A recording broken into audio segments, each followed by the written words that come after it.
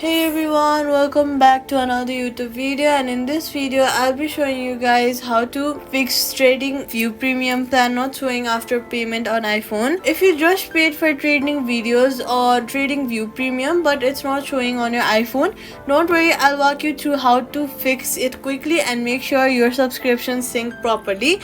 So let's go. First, make sure your payment actually went through. Open Apple settings and then go to Apple ID. Go to your Apple ID and then go to subscriptions and check if your TradingView Premium is active. If it's not there, your payment may not have completed. In case, retry or contact Apple support.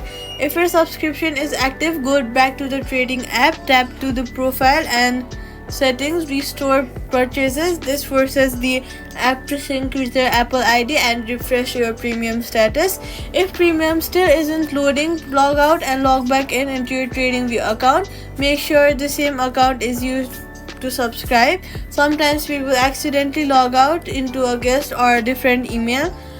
Privacy tip: if you have multiple Apple IDs or TradingView accounts, stick to one consistent combo for payments.